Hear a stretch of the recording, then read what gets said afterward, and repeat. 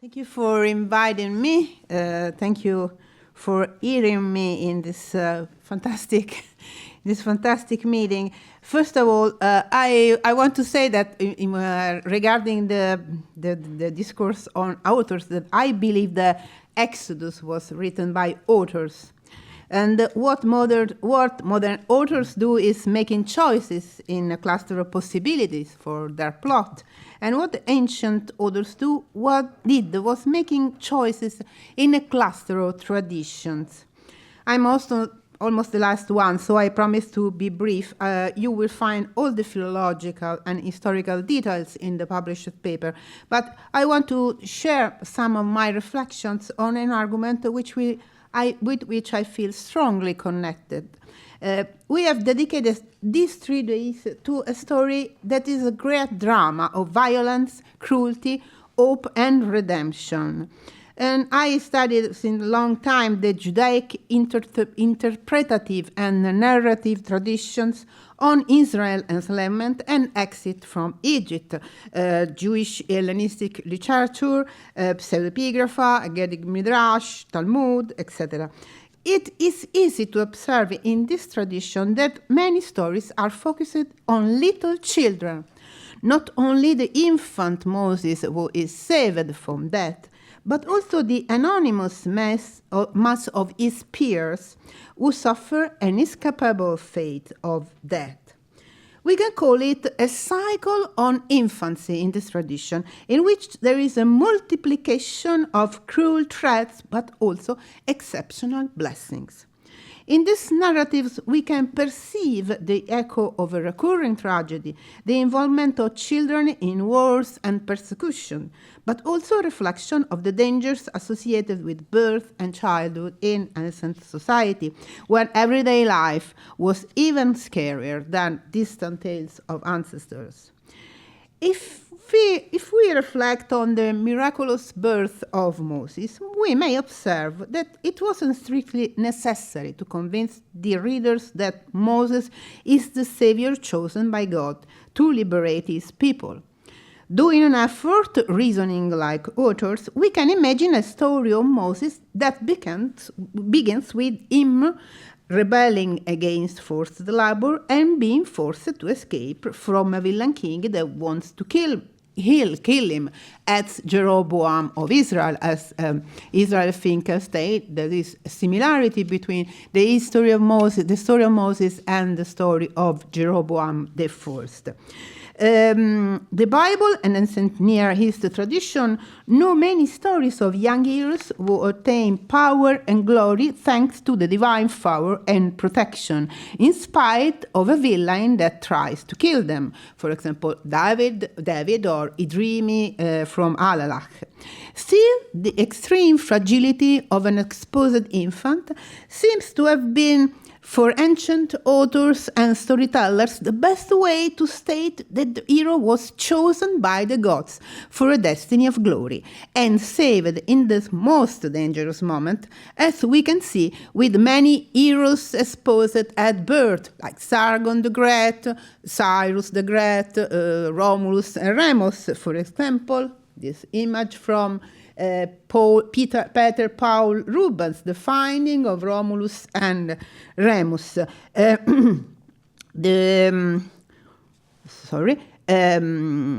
We can see here the twin Romulus and Remus by Rubens, suckled by the she-wolf and adopted by a swineherd, Faustulus. But we can remember Gilgamesh, the Mesopotamian hero in the story by Elianus, fed by an eagle, or Semiramis, the Assyrian queen, fed by the doves. Divine intervention needs dire circumstances to stand out in contrast. So this is the story of Exodus that we know. He orders to throw, Exodus 1:22, he orders to throw into the Nile every male infant born. Watch out, not every male Hebrew infant born. The Hebrew text doesn't. I heard sometimes said, well, because Pharaoh ordered to throw into the Nile all the Hebrew children. no, it's not what the Hebrew text is. We will come back to this. We will go back to this. In this chart, this is the explication of this variant. We have a chart of the extraordinary threats of the element of tragedy in tradition. For example, the first is the forced separation of parents. Hebrew women and Hebrew men have to stay separated. It is in Talmud and in Samaritan tradition.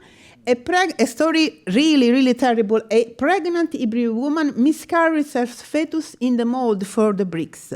And the brick with this fetus inside became a precious footstool for God's throne. It's a story told in the Targum Pseudo-Jonathan and in the Pirkei de Rabbi Eliezer. The children are used as construction stones. This is a terrible story. It's told in an allusion in the Talmud Babli and in the Midrash Tanhuma. Rashi explained it very well. The infants, this is a very widespread story, part of the story. All the Hebrew infants are exposed or in the desert or in Egypt, in the Arable land. And some children are killed to draw blood to cure Pharaoh's leprosy. It's in Targum Pseudo-Jonathan. These terror stories receive a comforting response from the tradition, something that can restore hope. You can see there are no malformations in the babies. Exodus, mostly Exodus Rabbah, a late commentary, midrashic, homiletic midrash. No stillbirths, no mothers die in childbirth. Children are raised by angels in the desert. These last two stories are stories in which they say that the infants condemned by Pharaoh actually were not exterminated. They were all saved. This is exactly the core of many tales about the peers of Moses. They were saved by a miracle of God. Is it an ancient tradition? We don't know.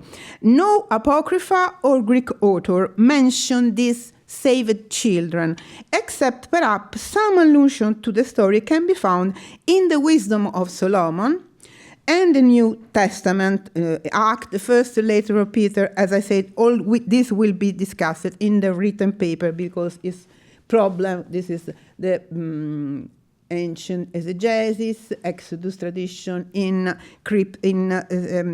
Christian scripture, but the presence of this story also in a Samaritan version, the Memar Marka, a late antique miscellaneous text, may mean that it cannot be later than the 2nd century BCE, when Samaritans and Jews became definitively the separated groups.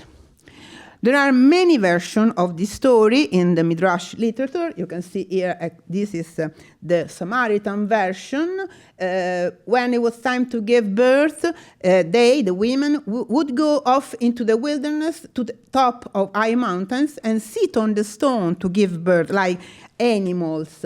Then they would look at the number to see if it was female, and if it was a male, they would wrap in a cloth and leave it in the wilderness. The merciful king will send angels who will suckle in with honey from the hearthstone, etc., etc.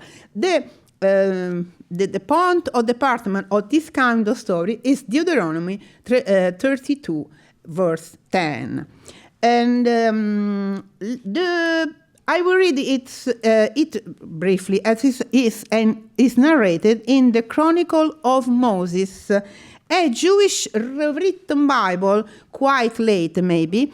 A similar version, slightly simpler, is in the Babylonian Talmud, the treatise Sotah.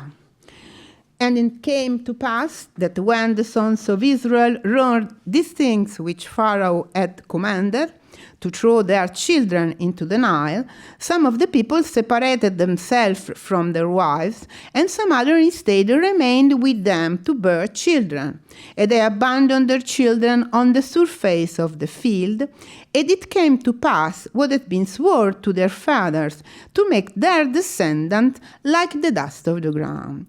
God sent his angels to them to wash them, to anoint them, and to swaddle them, and to set 2 polished stones. From one they sucked milk, and from the second they ate honey. And he made their hair grow up to their knees, that they might cover themselves with it. And it came to pass that, having compassion on them, he sought to multiply them on the face of the whole heart, and commanded the earthly world to receive them, and keep them until they had grown. Then the heart opened and threw them up, and they bloomed like the grass of the field, and they returned each one to his father and to his tribe, and stayed with them. We can see here that the peers of Moses are treated collectively as heroes exposed at birth. They are abandoned out of fear for their lives. They are fed by supernatural intervention, the angel or God himself, and preserved by God to be the royal nation with which he is going to stipulate a covenant in Sinai. Of course, this interpretation of the story is simpler if we read a text of Exodus chapter 1, verse 22, with the expanded text of Septuagint or the Targumim, the male infant born to the Hebrews. It is possible, in fact, that this story of saved babies emerged or was created because of this expansion, or the opposite. I think that in the story that we have now, the briefer text is the original, because narrative motivation. In the story of the Chronicles, these children are described like vegetables. They were scattered on the ground. They grew long hair similar to sprouts of grains or legumes. They sank into the ground and then sprouted out again. Green metaphors are very common in the Bible. Also, the future ideal king or Isaiah is a sprout. But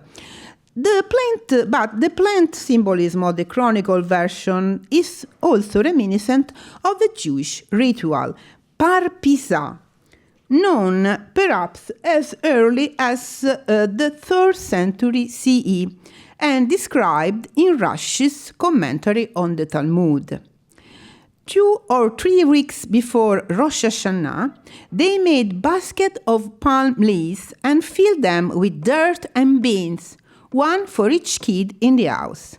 On the eve of Rosh Hashanah, each child would take its basket with its sprouts, thoroughly over its head 7 times, saying, "This for this instead of me, this is my substitute," and then throw it into the river. The idea behind this practice seems to be similar to that of an atonement sacrifice, in which the vegetative vase of palm leaves represents and replaces the infant, the child. For the adult ritual called kapparot, a bird is used, a cock.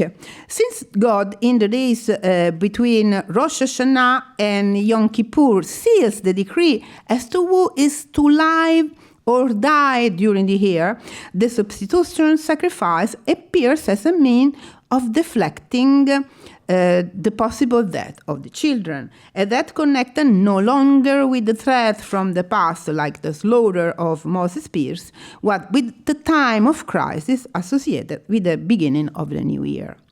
The Jewish community of Rome still uses this kind of pots as decoration on Rosh Hashanah.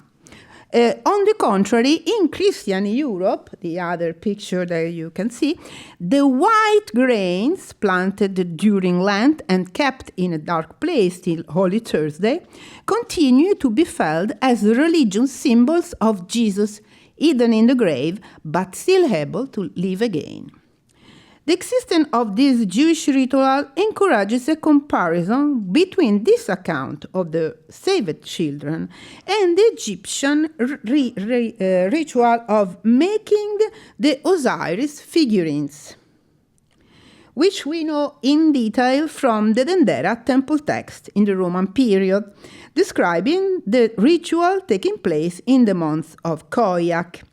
In this rite, the figure of Osiris, called Kenti Imenti, made of kneaded sand and barley or wet, and placed in two mummy-shaped bowls, was watered. It would germinate, and finally, 12 days later, it was wrapped in bandage that joined the two parts.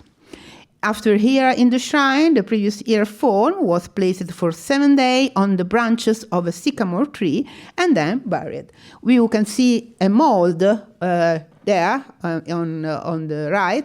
You can see the sprouts there were like they involve the figure. And this is an illustration of how the corpse of Osiris is imagined, is you see, is making sprouts, is germinating. These figurines, in synthesis, were a living effigy of the god whom Egyptians trusted their hopes of immortality on a personal and collective level. Tampering with them, according to Yumilak Papyrus, means to expose Egypt to the forces of chaos. As Osiris, these children of Exodus tradition need to be buried to live again. But this seems to be valid also for baby Moses. The basket in which is put is called a teva, made of papyrus, and teva can be a loan word from Egyptian jeba, that means, among other things, can mean coffin. In Egyptian religion, drawing in the Nile meant being considered a saint, a chesi, a term that recurs in some ancient authors' reasoning on the etymology of the name Moses. For example, Flavius Josephus, Philo of Alexandria, etc. Baskets were used in ancient Egypt to bury infant and stillborn children. For example, in the East Necropolis of Deir el Medina, we are in the 18th dynasty. But I think that was a use most widespread. It's only that we don't have so much cemeteries of common people or infant or children. In the chapters of Rabbi Eliezer, a very peculiar text, baby Moses is hidden for 3 months underground beneath his parents' house. This also is a form of burying, and it's a kind of infant burial that is rare in Egypt, but it's very diffuse elsewhere, in the classical world, in Mesopotamia, etc.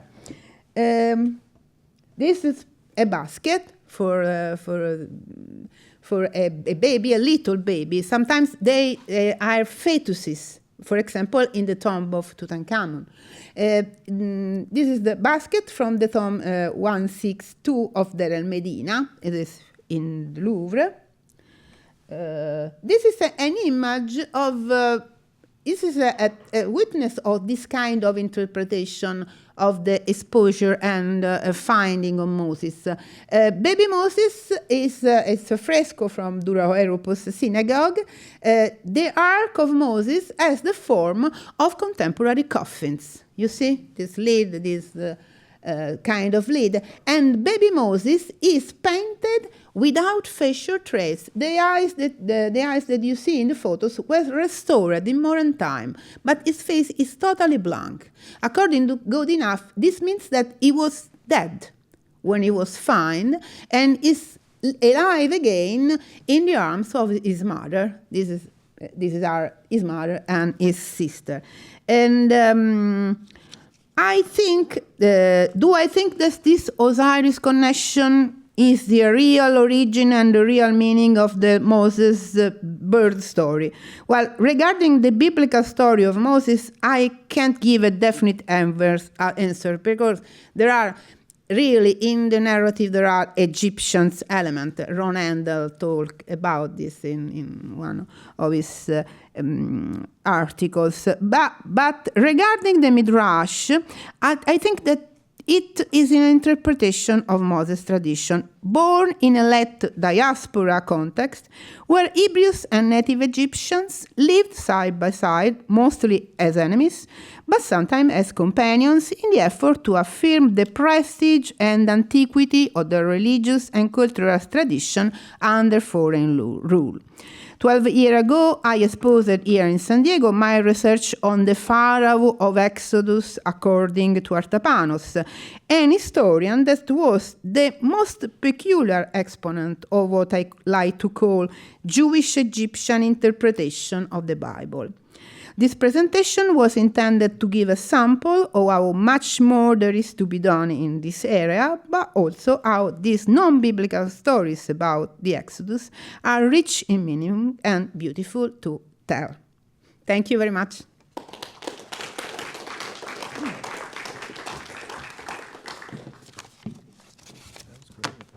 Yeah, thank you. Thank you, Caterina, for that fascinating talk. It's amazing how the life of the Exodus is not only so rich within the story itself, but in its reception. And I love the way you went back and forth from antiquity to more modern things, back to antiquity to Egypt. That was a tour de force. Yeah, exactly. We have time for questions.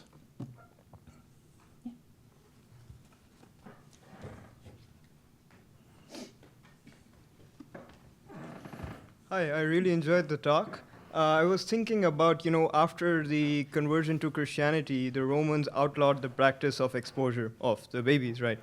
So that was not practiced anymore. It was illegal, right?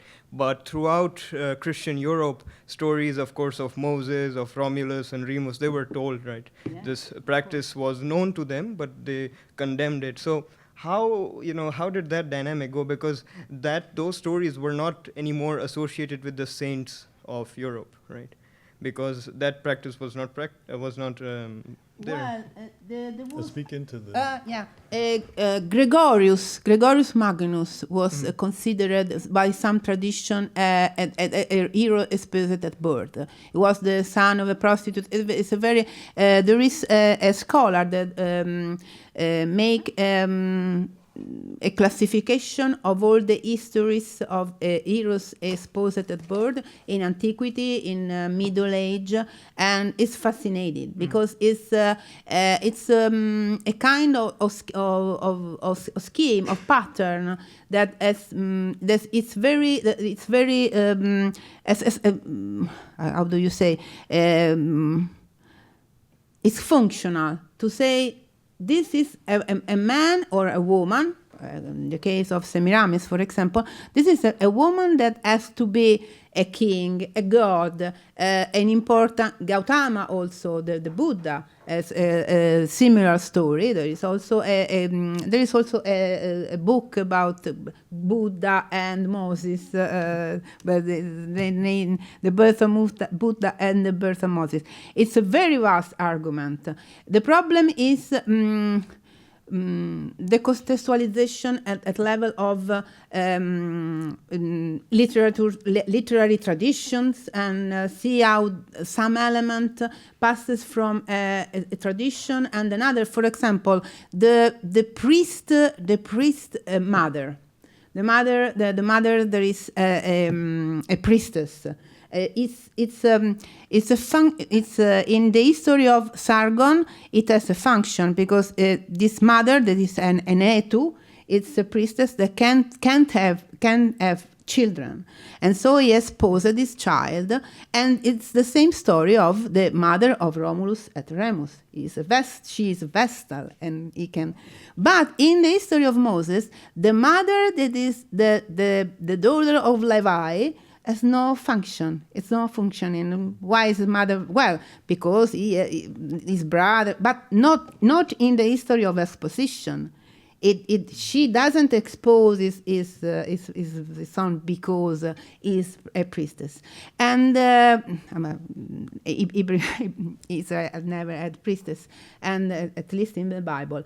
And regarding his position in real life, we don't know, because we have some voice from antiquity, for example, Philo of Alexandria or Flavius Josephus, that they say, no, exposing babies, it's awful, it's illegal, but we don't have something like that in the Torah. The Torah, we have Hekateus of Abdera that say Hebrew people do not expose children like Egyptian. But we have also in the Talmud some prescription regarding abandoned infants. Jews abandon infants. So that's this has to mean that they abandon children, because why bother with a prescription, a legal interpretation about the orphans, the disposed children, and they can't marry people from sacerdotal families and the like. There is a set of prescription for abandoned children, and it means that there were people doing it